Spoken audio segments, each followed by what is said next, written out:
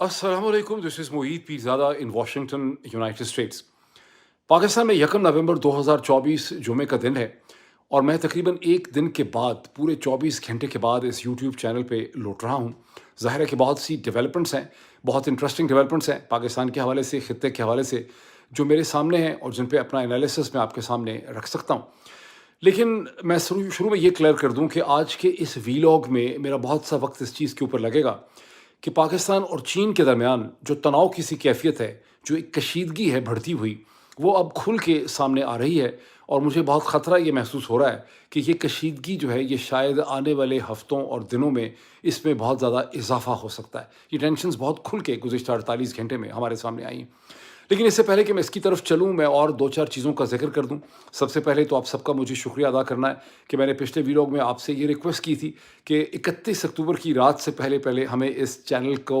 का जो magical figure है 6 लाख का, उसे क्रॉस करने में मदद करें। और अभी वो वीडियो लोड ही हुई थी, मेरा ख़्याल है आधे घंटे के बाद, तो 6 लाख का फिगर जो है वो इस चैनल ने क्रॉस कर लिया। ये मैं क्यों करता हूँ बार-बार रिक्वेस्ट, और आपको रिमाइंड भी करवाता रहूँगा, बिकॉज़ अमेरिका के अंदर जब मुझे इंपॉर्टेंट इंटरव्यूज़ करने होते हैं, तो कांग्रेशनल एड्स के सामने मुझे अपना एक केस बिल्डअप करना होता है और अपने यूट्यूब के चैनल्स के ऊपर कितने लोग हैं, इससे मुझे मदद मिलती है। इसीलिए मैं आपको फिर रिमाइंड करवाता रहूँगा कि अभी तक आपने इस चैनल को जॉइन नहीं किया, इस चैनल को जॉइन करें, बेल आइकन पे क्लिक करें ताकि आपको नोटिफिकेशंस मिलें। इसकी डिस्कशन, डिबेट के अंदर हिस्सा लें। आपकी डिबेट पहले से कहीं ज़्यादा मौसर और बेहतर होती चली जा रही है। अब मैं 1-2 डेवलपमेंट्स का आपके सामने ज़िक्र कर दूँ। For some strange reasons Pakistan के अंदर इस वक्त बहुत से लोगों ने ये असर कबूल कर लिया है। वो समझते हैं, उनको एक फीलिंग हो रही है, उनको एक सिक्स सेंस है कि बहुत जल्दी former prime minister Pakistan Imran Khan जो हैं उन्हें रिहाई मिल जाएगी। कहते हैं ना कि आवाज़ खलक को निकारा खुदा समझो। वैसे ये अरबी से आया हुआ है उर्दू में, आवाज़ खलक को निकारा खुदा समझो। अब ये पता नहीं है कि ये जो तासुर लोगों ने कबूल किया है उसकी वजह अमेरिकन इलेक्शन है, जहाँ लोग समझते हैं कि डोनाल्ड ट्रंप जो हैं वो बहुत जल्दी अमेरिका के प्रेसिडेंट बन जाएंगे और पाकिस्तान के सियासी हालात पे उसका एक मुस्बत किस्म का असर जो है वो मुरतब होगा। या पाकिस्तान के अंदर उनको बहुत सी ऐसी बदलती हुई चीज़ें नज़र आती हैं, कोई रविश बदलती नज़र आती है, टोन एंड टैनर बदलता हुआ नज़र आता है, जिसकी वजह से उनको ऐसा महसूस होता है। गुज़िश्ता 24 घंटों में एक बहुत खूबसूरत सीन भी देखने में आया, जब खैबर पख्तूनख्वा के बहुत से जो पीटीआई के गिरफ्तार वर्कर थे, जब उनको अटक जेल से रिहाई मिली, तो वहाँ के खैबर पख्तूनख्वा के चीफ मिनिस्टर अली अमीन गंडापुर मौजूद थे, उनके सर के ऊपर फूलों की पत्तियाँ निछावर करने के लिए। और ये उनकी अदा जो है, उनका जो एक्शन है, ये बहुत ज़्यादा खूबसूरत लगा। पाकिस्तान के पार्लियामेंटेरियंस ने अमेरिकन कांग्रेस के खिलाफ एक ख़त लिखा है। पाकिस्तान कहाँ लिखा है? पाकिस्तान के फॉर्म 47 के वज़ीर आज़म जनाब शहबाज शरीफ साहब को लिखा है। ज़ाहिर है कि ये एक जोक है, ये एक मजाक है, इसको जोक ही समझा गया है गुज़िश्ता 12-14 घंटों में। लेकिन इस जोक के पीछे पाकिस्तान के जर्नैल साहिबान की क्या मजबूरी है, जिसकी वजह से उन्होंने ये जोक किया है, ये मैं आपको एक्सप्लेन करना चाहूँगा।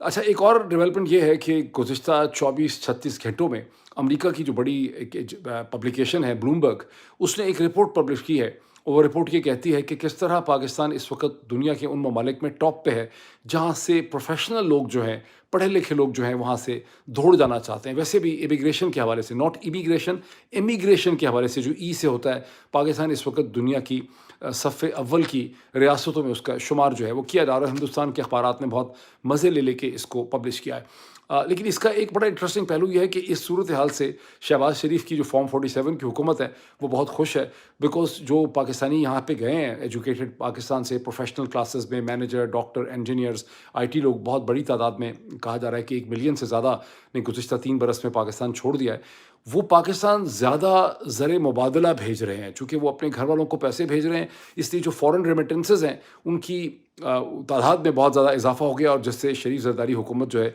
वो बहुत ज़्यादा खुश है। तो ये भी एक इंटरेस्टिंग डेवलपमेंट है। और मैं आऊँगा चाइना वगैरह की तरफ, लेकिन पहले कुछ और चीज़। लेकिन पाक चीन ताल्लुकात की टेंशन्स की तरफ चलने से पहले मैं कुछ थोड़ी सी गैर सियासी बातें और ऑब्जर्वेशंस आपके साथ शेयर करूं। 31 अक्टूबर 2024 का जो दिन ख़त्म हुआ, अमेरिका में और मगरबी दुनिया में हेलोवीन का जो फेस्टिवल है वो मनाया गया, जो बुनियादी तौर पे बच्चों का एक फेस्टिवल है। और इसी के साथ ये भी ज़िक्र करना ज़रूरी है कि पहली दफ़ा ऐसा हुआ है कि हैलोवीन की 31 अक्टूबर पे तो हैलोवीन होता ही है, लेकिन दिवाली का फेस्टिवल जो अक्टूबर और नवंबर के दरमियान में जिसकी तारीख बदलती रहती है, बहुत अरसे के बाद या प्रॉब्ली पहली दफ़ा वो भी 31 अक्टूबर को हिंदुस्तान और दुनिया भर में जो ये फेस्टिवल ऑफ लाइट है वो इसे मनाया गया। इन दोनों के दरमियान में क्या कनेक्शन है, इसके हवाले से भी मैं एक ऑब्जर्वेशन आपके साथ शेयर करता हूँ। लेकिन पहले आपको ये बताऊँ कि जहाँ हम मेरे जैसे गरीब लोगों ने भी हैलोवीन का फेस्टिवल बनाया है बच्चों के साथ मिलके, और पूरे दुनिया के बच्चे हमारे घर इकट्ठे हुए थे और आ रहे थे ट्रिक एंड ट्रीट के चक्कर में, तो उसी तरह से व्हाइट हाउस में प्रेसिडेंट बाइडन या बाइडन्स ने भी बच्चों के लिए एक हैलोवीन पार्टी जो है उसका उन्होंने इनेकाद किया, उसको वहाँ पे ऑर्गेनाइज़ किया गया। लेकिन वहाँ प्रेसिडेंट जो है वो ऐसे सठिया गए कि उन्होंने एक छोटा इन्फेंट जब उनके सामने आया तो बजाय इसके कि किसी और तरह से उसे प्यार करते, उन्होंने उसका उसका जो पाँव था छोटे बच्चे का, इन्फेंट का, वो उठा के अपने मुंह में डाल लिया। और वो मैं आपको फुटेज वगैरह दिखाता हूँ। उसके बाद से पिछले 14 घंटों में अमेरिका के पूरे मीडिया में ये डिस्कस हो रहा है कि प्रेसिडेंट पागल हो चुका है, प्रेसिडेंट ज़हनी तौर पर ठीक नहीं है। शुक्र करें कि प्रेसिडेंट बाइडन को इस स्टेज के ऊपर इलेक्शन नहीं लड़ना था, वरना यहीं प्रेसिडेंट की इलेक्शन जो है वो फारिग हो जाना था। तो प्रेसिडेंट की किट लग रही है और ऐसे ऐसे तरीके से प्रेसिडेंट बाइडन का मजाक उड़ाया जा रहा है। अगर पाकिस्तान में किसी प्रेसिडेंट, किसी प्राइम मिनिस्टर या किसी साहिब इक़्तिदार का इस तरह से किट लगती टेलीविज़न चैनल में, तो इस वक्त तक सैकड़ों लोग जो हैं वो गिरफ़्तार हो चुके होते, टेलीविज़न चैनल बंद हो चुके होते, दरवाजे खटकार दिए होते, दहशतगर्दी के मुकदमे हो जाते, वीगोज़ आ गई होती टेलीविज़न के एंकर पर्सन्स और एनालिस्ट और डिस्कशंस को उठाने के लिए। लेकिन यहाँ ऐसा कुछ नहीं हुआ। यहाँ सिर्फ ये है कि प्रेसिडेंट बेचारा जो है वो शर्म से मुँह छुपाते हुए फिर रहा है। आगे चलने से पहले आपसे एक बड़ी क्विक ऑब्जर्वेशन शेयर करूँ कि हैलोवीन यूरोप से, सेल्टिक कल्चर से, फ्रांस और आयरलैंड के कल्चर से अमेरिका में आई है, और दिवाली जो है वो हिंदुस्तान से आई है। लेकिन दोनों के दरमियान में क्या कोई कदर मुश्तरक है? अगर आप गूगल पे ये सवाल पूछेंगे, रिसर्च करेंगे, तो कोई आपको इसका जवाब ठीक नहीं मिलेगा। लेकिन एक कदर मुश्तरक है, दोनों का ताल्लुक चेंज ऑफ सीज़न से है, हार्वेस्ट के सीज़न से है, चेंज ऑफ सीज़न से है। और अक्टूबर के आखिर में और नवंबर के शुरू में दिन छोटे हो जाते हैं, रातें थोड़ी लंबी हो जाती हैं और तारीकी जो है वो बढ़ जाती है, रोशनी कम रह जाती है। लेकिन दोनों की जो इंटरप्रिटेशन है रोशनी कम होने की और जो तारीकी बढ़ने की जो इंटरप्रिटेशन है, वो यूरोप के सेल्टिक कल्चर्स में मुख्तलिफ हुई और हिंदुस्तान के हिंदू मत या हिंदू धर्म के अंदर मुख्तलिफ हुई। हिंदुस्तान में इसे कहा जाता है कि ये एक फेस्टिवल ऑफ लाइट्स है, जहाँ रोशनी और पॉजिटिविटी जो है वो तारीकी के ऊपर गालिब आती है। और बहुत सी एक्सप्लेनेशंस हैं कि जब लॉर्ड रामा जो हैं वो अयोध्या पहुँचे, उनको फतह मिली रावण के ऊपर या रावणा के ऊपर, तो वो ये उस दिन को दिवाली जो है वो मार्क करती है। सिखों की और एक्सप्लेनेशन है, जैन्स की और एक्सप्लेनेशन है, लेकिन असल में जो चीज़ इसके बेस में है वो चेंज ऑफ सीजन्स है। अब सेल्टिक कल्चर्स ने इसकी जो इंटरप्रिटेशन की है वो बड़ी इंटरेस्टिंग है, जो हैलोवीन है, कि किस तरह से मौत और ज़िंदगी का जो फ़र्क है वो मिट जाता है, और ज़िंदा लोगों में और मुर्दा लोगों के दरमियान में जो डिफरेंस है, जो दीवार या शगाफ या डिफरेंस है, वो कम हो जाता है। और स्पिरिट्स जो हैं वो वापस लिविंग लोगों में, ज़िंदा लोगों के अंदर जो स्पिरिट्स हैं, जो मिस्चीवस भी होती हैं, जो अच्छी भी होती हैं, वो वापस आती हैं। और फिर उनको दूर रखने के लिए, उनकी नहुसत से बचने के लिए लोग 2000 2500 साल पहले मुख्तलिफ़ किस्म के टोटके किया करते थे। वो बदलते बदलते बदलते उसकी शक्ल जो है वो हैलोवीन की हो गई। मेरी बड़ी बेटी जिसका नाम माया है और जिसे हिस्ट्री से, लिटरेचर से, फ़िलासफ़ी से बहुत इंटरेस्ट है,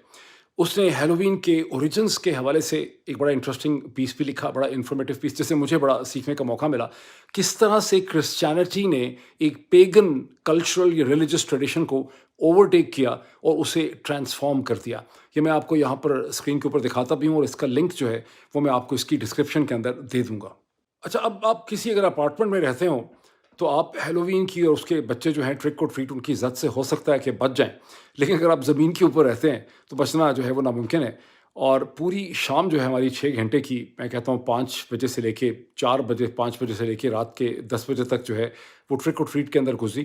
लेकिन यहाँ मैंने एक बड़ी इंटरेस्टिंग चीज़ देखी। 100 के करीब बच्चों ने हमें विज़िट किया टॉफ़ियाँ, चॉकलेट वॉकलेट लेने के लिए, और बेतहाशा हमने उसके लिए सप्लाईज़ रखी हुई थी। जो चीज़ मैंने बहुत इंटरेस्टिंग नोट की कि अमेरिका के जो बच्चे हैं वो एक टोटली डिफरेंट किस्म की कौम है। जब मैं स्कूलों में भी गया तो मुझे ये फीलिंग हुई कि अमेरिका के स्कूल जो हैं वो एक नई नेशन को पैदा कर रहे हैं, जो उस अमेरिकी नेशन से बिल्कुल मुख्तलिफ है जिसे हम देखते और समझते हैं। और ये जो नई अमेरिकी नेशन है, ये اس میں کامن گراؤنڈ تو یہ ہے کہ انگلش بولتے ہیں امریکن ایکسنٹ سے، لیکن اس میں ہر رنگ، ہر نسل اور ہر شکل کا بچہ جو ہے وہ پایا جاتا ہے، جو اب ایک امریکن بچہ ہے، اور اس امریکن فیکٹری جو ہے نا، نیشن میکنگ فیکٹری، اس میں سے نکل رہا ہے۔ اس میں گورے بھی ہیں، کالے بھی ہیں، براؤن بھی ہیں، پیلے بھی ہیں، نیلے بھی ہیں، جاپانیز اوریجن کے ہیں، ہسپینک اوریجن کے ہیں، چینی اوریجن کے ہیں، اور وہ سب ایک قوم ہے جن کے درمیان میں بیسک جو کانٹریکٹ ہے وہ یہ ہے کہ جو بنیادی انسانی حقوق ہیں، جو امریکن ڈکلیریشن ہے، right to life, liberty and pursuit of happiness, جس نے انہیں اکٹھا کیا ہوا ہے۔ اب جب میں یہ دیکھتا ہوں کہ پاکستان سے خبر آئی ہے بلومبرگ کی کہ بہت بڑی تعداد میں لوگوں نے امیگریٹ کیا ہے، جو امیگریٹ اگر آپ کرنا چاہتے ہیں اپنے بچوں کے مستقبل کے حوالے سے، تو امریکہ سے بہتر کوئی اور جگہ آپ کے لیے نہیں ہے جہاں ایک نئی قوم کی فیکٹری لگی ہوئی ہے اور وہ مینوفیکچر ہو رہی ہے۔ میرا خیال ہے کہ دی اونلی ادر ایگزامپل جو امریکہ سے کمپیریبل ہو سکتی ہے وہ کینیڈا کی ہے۔ باقی یورپ میں کوشش ان کی بہت ہے، لیکن وہاں ایک سنگل قوم نہیں پیدا ہوتی، وہاں بہت زیادہ نسلی اور مختلف قسم کے قومیتی امتیاز جو ہیں وہ بہت زیادہ پائے جاتے ہیں۔ اب آئیں پاکستان چین ٹینشنز کی طرف۔ شاید گزشتہ 60-70 برس میں کبھی بھی پاکستان اور چین کے درمیان اس قسم کی ٹینشن جو ہے وہ نہیں دیکھی گئی، جس کا مظاہرہ گزشتہ 24 گھنٹے میں پاکستان فارن آفس کی جو بریفنگ کی ہے ممتاز زہرا بلوچ صاحبہ نے، وہاں پہ دیکھنے میں آیا، جہاں ممتاز زہرا بلوچ نے ایک سوال کا جواب دیتے ہوئے یہ کہا کہ چینی ایمبیسڈر کا جو رویہ ہے اور جو ان کے کامنٹس ہیں وہ ہمارے لیے بڑے پرپلیکسنگ ہیں، بڑے کنفیوزنگ ہے، ہمیں کچھ سمجھ نہیں آ رہی کہ چینی ایمبیسڈر جو ہیں انہوں نے اس قسم کے کامنٹس کیوں کیے ہیں۔ اور پھر انہوں نے یہ بھی کہا کہ چینی ایمبیسڈر جو ہیں انہوں نے ڈپلومیٹک نارمز کو وائولیٹ کر دیا ہے۔ یہ معاملہ کیا ہے؟ یہ وہی معاملہ ہے جس کا میں نے اپنے پچھلے ویلاگ میں ذکر کیا تھا کہ جب چین کی 75ویں اینیورسری پروگریس اینڈ ڈیولپمنٹ کے حوالے سے مشاہد حسین صاحب کے جو انسٹیٹیوٹ ہے، چائنا انسٹیٹیوٹ کے چائنا سینٹر، اس نے ایک سیمینار منعقد کیا۔ وہاں پاکستان کے فورن منسٹر اور پاکستان کے ڈپٹی پرائم منسٹر جناب اسحاق ڈار صاحب بھی موجود تھے، وہاں چائنیز ایمبیسڈر بھی موجود تھے۔ چائنیز ایمبیسڈر کے بولنے کے بعد پاکستان کے فورن منسٹر اسحاق ڈار صاحب نے چائنیز ایمبیسڈر کو مخاطب کر کر کے وہاں پہ بات انہوں نے کی۔ وہ بالکل ہر بات کرتے تھے، چینی ایمبیسڈر سے پوچھتے تھے کہ میں صحیح کہہ رہا ہوں نا، میں صحیح کہہ رہا ہوں، اور پھر انہوں نے وہاں پر ایک بہت بڑی یبڑی ماری، اور یبڑی انہوں نے یہ ماری کہ انہوں نے یہ کہا کہ جب پرائم منسٹر شہباز شریف کی شی جن پنگ کے ساتھ، شی جن پنگ کا نام ویسے شاید انہوں نے نہیں لیا، میں کلپ ابھی آپ کو دکھاتا ہوں، انہوں نے کہا کہ بہت امپورٹنٹ شخصیت کے ساتھ ملاقات ہوئی، تو انہوں نے ان کو یہ کہا کہ ویسے تو اگر چینیوں کو کہیں، چینی شہریوں کو دنیا میں کہیں پر بھی نقصان پہنچے، ان کے اوپر حملہ ہو، تو ہم پھر اپنا کاروبار نہیں دیکھتے، اپنی انویسٹمنٹ نہیں دیکھتے، لیکن پاکستان جو ہے وہ ہمارے لیے ایک ایکسیپشن ہے۔ یہ میں کلپ آپ کو دکھاتا ہوں اب چینی ایمبیسڈر سامنے بیٹھے تھے، وہ بڑے مجبور ہو گئے، انہوں نے ایک رائٹ آف ریپلائی مانگا، حالانکہ تقریب وہاں پہ ختم ہو رہی تھی، اور وہ آ کے انہوں نے یہ کہا کہ ایسا نہیں ہے، پریزیڈنٹ ہمارے کسی ٹاپ لیڈر نے ایسی کوئی بات نہیں کی، وہ کر ہی نہیں سکتا، بیکاز چینی جو لوگ ہیں ان کی زندگی اور ان کی سیکیورٹی ہمارے لیے بہت زیادہ اہم ہے، اور اگر ہمارا یہ سیکیورٹی کا مسئلہ حل نہ ہوا تو پھر جو سی پیک یا ڈیولپمنٹ ہے وہ پروگریس نہیں کر سکے گی۔ پاکستان کے جن انگریزی کے اخبارات میں پاکستان کے فورن آفس کے کامنٹس چھپے ہیں، ڈان کے اندر، ٹریبیون کے اندر اور بھی اخبارات میں، وہاں اس چیز کا بالکل بھی ذکر نہیں ہے کہ چینی ایمبیسڈر نے سیکیورٹی کے حوالے سے اوپنلی جو کامنٹ کیے ہیں اور جو انہوں نے کہا کہ سی پیک ڈیولپمنٹ اور انویسٹمنٹ نہیں ہو سکے گی اگر سیکیورٹی نہیں ہوگی، یہ انہوں نے اسحاق ڈار صاحب کے کامنٹس کے جواب میں کیے ہیں، یہ کہیں نہیں چھپا ہوا۔ وہاں صرف ایسا ہی ہے کہ چینی ایمبیسڈر جو ہیں وہ پاگل ہو گئے ہیں، یعنی پاکستان کے اخباروں کو یہ اجازت ہی نہیں ہے کہ وہ اصل معاملہ جو ہے وہ لکھ سکیں۔ تاہم پاکستان کے ٹیلی ویژن چینلز کے اندر اس کی ڈسکشن ہوئی ہے۔ نصرت جاوید صاحب نے اپنے پروگرام کے اندر، جو پاکستان کے بہت ہی منجب پرانے صحافی ہیں، وہاں پہ انہوں نے اسحاق ڈار صاحب کا کلپ بھی رن کیا، اور نصرت جاوید صاحب کا خیال یہ ہے، انالیسس یہ ہے کہ چونکہ اسحاق ڈار صاحب کی انگریزی کمزور ہے، انہیں انگریزی بولتے ہوئے ان کو چاہیے تھا کہ ریٹن پیپر سے وہ پڑھتے، کیونکہ ان کو احساس نہیں ہوا کہ ان کے کامنٹس کا مطلب بنتا کیا ہے۔ میں آپ کو اسحاق ڈار صاحب کا وہ چھوٹا سا کلپ بھی دکھاتا ہوں۔ On the security issue, I'm talking about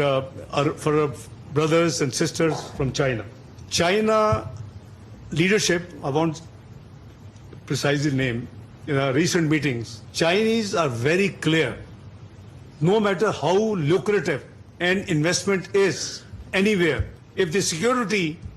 issue is there, they don't send Chinese personnel. Am I right, Ambassador?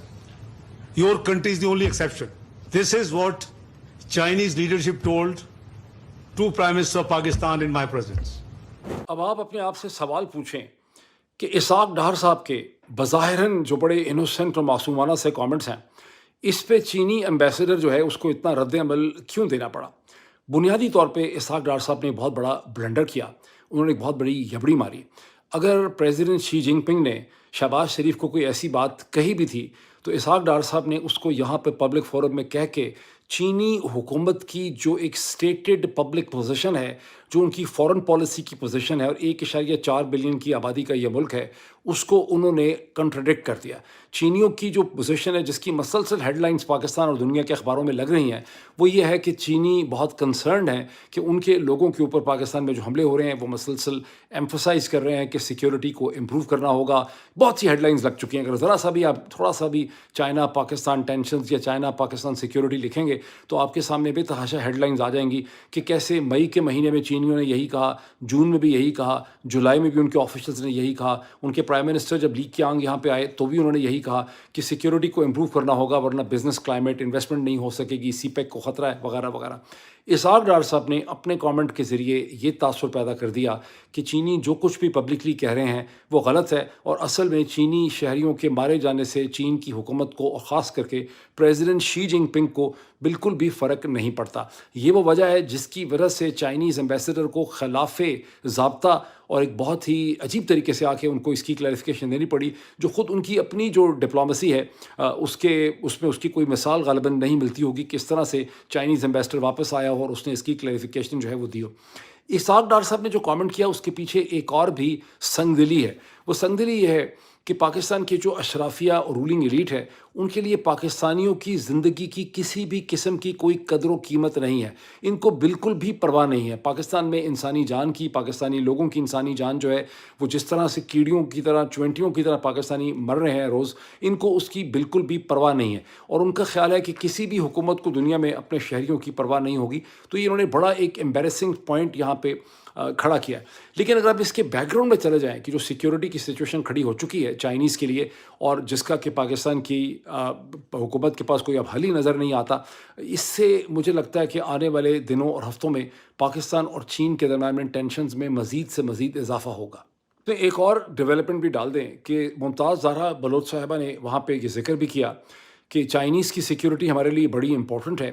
اور ابھی تو پاکستان کے پریزیڈنٹ آصف علی زرداری نے چین جا کے پریزیڈنٹ شی جن پنگ کو بریف کرنا تھا کہ ہم اس حوالے سے کیا ہم نے پروگریس کی ہے اور ہم نے اس حوالے سے کیا اقدامات جو ہیں وہ لیے ہیں۔ لیکن چونکہ پریزیڈنٹ کو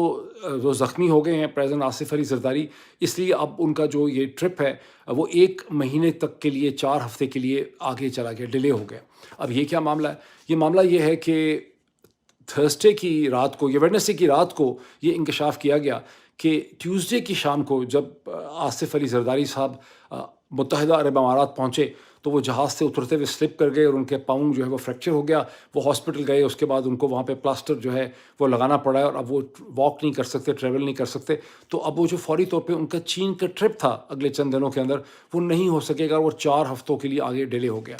اب پاکستان میں کوئی بھی چیز سچی نہیں ہو سکتی، ہوتی یہ عین ممکن ہے کہ یہ بالکل ایسا ہی ہوا ہو جس طرح سے پاکستانی ذرائع ابلاغ اس کو اسٹریٹ کر رہے ہیں، لیکن اندر ایک خفا یہ بھی چل رہی ہے کہ چینیوں نے فی الحال منع کر دیا ہے، انہوں نے کہا ہے کہ پہلے چیزیں ٹھیک کریں اور پھر چین آئیں، تو یہ بھی اس کا ایک بیک گراؤنڈ ہو سکتا ہے۔ اب اسی کانٹیکس کے اندر ایک اور چیز ڈال دیں، اور اس چیز کا تعلق ہے برکس سے۔ برکس کے حوالے سے جو سوال پوچھا گیا، برازیل، رشیا، انڈیا، چائنا جو بلاک ہے جس میں ابھی ایکسپینشن بھی ہوئی ہے، اس کے حوالے سے ممتاز زہرا بلوچ صاحبہ سے سوال پوچھا گیا۔ تو ممتاز زہرا کہ پاکستان اس میں شامل کیوں نہیں ہوا، پاکستان کو کیوں نہیں اس کے اندر شامل کیا گیا، تو ممتاز زہرا بلوچ صاحبہ نے بڑی بری شکل بنا کے بڑے برے منہ سے کہا کہ پاکستان برکس میں شامل ہونے کے لیے بالکل ایلیجبل بھی ہے، ہم اس کے لیے بالکل تیار بھی ہیں، ہم بالکل فٹ ہیں، اور یہ برکس کا بلکہ ایک ٹیسٹ ہے ملٹی لیٹرزم کا کہ پاکستان کو برکس کے اندر جو ہے وہ لے جاتے ہیں یا نہیں لے جاتے۔ لیکن وہاں پہ ایک خاصی ڈیفیکلٹ قسم کی سچویشن یہ بن چکی ہے کہ نہ صرف اس کے کہ کازان میں جو رشیا کے اندر برکس کا سمٹ ہوا، وہاں 4 نئے ممالک کو باقاعدہ ممبر کے طور پہ شامل کیا گیا، جس میں مصر ہے، ایجپٹ ہے، جس میں ایران ہے، جس کے اندر متحدہ عرب امارات ہے، اور افریقہ کا ملک ایتھوپیا ہے۔ بلکہ وہیں پر اب یہ بات کلیئر ہو گئی ہے کہ 14 کنٹریز کو وہاں پر ایک ڈائیلاگ پارٹنر بنایا گیا ہے برکس کے ساتھ، جن میں پاکستان نہیں ہے. ان 14 کنٹریز کے اندر یورپ کے ملک بھی ہیں, لاطینی امریکہ کے ملک بھی ہیں, برادر اسلامی ملک ترکی بھی ہے, ان کے اندر بولیویا بھی ہے لاطینی امریکہ کا, لیکن اس کے اندر وہ پاکستان نہیں ہے جس نے ممبرشپ کی اپلیکیشن سپتمبر 2023 میں دی تھی. اب ایک عام قیاس یہی ہے, ایون اسٹیمسن سینٹر کی ایک رپورٹ تھی 1 مہینہ پہلے چھپی, کہ ہندوستان کا جب تک اپروول نہیں ہوگا پاکستان جو ہے وہ برکس میں شامل نہیں ہو سکے گا. تاہم 9ویں مہینے ستمبر میں روس کے ڈپٹی پرائم منسٹر جب پاکستان آئے, انہوں نے پاکستان کے آرمی چیف سے ملاقات کی تو انہوں نے ایشور کیا کہ روس پاکستان کے برکس کے کینڈیڈیچر کو سپورٹ کرے گا. تو اب صرف ہندوستان نے روکا ہے, برازیل نے روکا ہے, پاکستان کے یا کس نے روکا ہے؟ پاکستان کے سوشل میڈیا میں یہ مسلسل خبر گردش کر رہی ہے کہ چین نے بھی پاکستان کی برکس میں انکلوژن کی مخالفت کی ہے, یا کم از کم اسے سپورٹ نہیں کیا. اس پوائنٹ کے اوپر یہیں سے آپ اندازہ لگا سکتے ہیں کہ اس وقت پاکستان اور چین کے اوور آل جو ریلیشن شپ ہیں وہ کہاں کھڑے ہیں. اسی جو پریس ٹاک ہے, بریفنگ ہے فارن آفس کی, اس میں ممتاز زہرا بلوچ صاحبہ سے سوال پوچھا گیا کہ ایک بار پھر افغان طالبان نے پاکستان کو ایڈوائز کیا ہے کہ آپ ٹی ٹی پی کے ساتھ نیگوسیشن کریں, اس کا حل نکالیں. اس پہ انہوں نے کہا کہ ہماری پوزیشن یہ ہے کہ ہم ٹی ٹی پی دہشت گرد ہیں, انہوں نے پاکستان کے لوگوں کو قتل کیا ہے اور ہم ان کے ساتھ کسی بھی قسم کی بات چیت نہیں کریں گے. بلکہ انہوں نے یہ کہا کہ افغان طالبان جو ہیں ہم ان کا موقف نہیں مانتے کہ وہ ٹی ٹی پی کو سپورٹ نہیں کر رہے. ہمارے پاس بڑی سالڈ ایویڈنس ہے کہ افغانستان کے اندر ٹی ٹی پی کو سینکچوریز حاصل ہے. اس پوزیشن کو آپ ایبزارب کریں, اور پھر میں جو کامنٹ آخر میں کرنے لگا ہوں وہ بڑا بہتر طور پہ آپ کو سمجھ آئے گا. اب آپ سن چکے ہیں کہ 14-15 گھنٹے پہلے بڑا اس کو جشن منایا گیا پاکستان میں کہ پاکستان کے 160 یا 161 جو ممبران پارلیمنٹ ہیں, جس پہ پی ایم ایل این کے ہیں, پی پی پی کے ہیں, اس میں جے یو ایف کے ہیں, بلوچستان عوامی پارٹی کے ہیں, ایم کیو ایم کے ہیں, ان سب نے ایک خط لکھا ہے. خط کس کو لکھا ہے؟ پریزیڈنٹ جناب فارم 47 کے پرائم منسٹر جناب شہباز شریف صاحب کو خط لکھا ہے, اور اس میں انہوں نے بڑی سرزنش کی ہے کہ امریکن کانگریس جو خط بازی کر رہی ہے, جو گریگ کسار کا لیٹر ہے پاکستان کے حوالے سے, الیکشن کے حوالے سے, عمران خان کے حوالے سے, یہ پاکستان کے اندرونی معاملات کے اندر ایک انٹرفیرنس ہے جسے قبول نہیں کیا جائے گا. اب پاکستان کی میڈیا میں, وی لاگ مارکیٹ میں اس کو ایک جوک سمجھا گیا ہے کہ پاکستان کی فارم 47 کے جو پارلیمنٹیرینز ہیں وہ امریکہ کی کانگریس کو لیکچر دے رہے ہیں. لیکن آپ یہ سوال پوچھیں اپنے آپ سے کہ جنرل صاحبان کی کیا ایسی مجبوری ہے جس کی وجہ سے اس قسم کا ڈرامہ ان کو کرنا پڑا؟ مجبوری ان کی یہ ہے کہ ان کے پاس پاکستان میں در حقیقت وہ یہ کہنا کیا چاہ رہے ہیں یہاں پہ. یہ اس خط کے ذریعے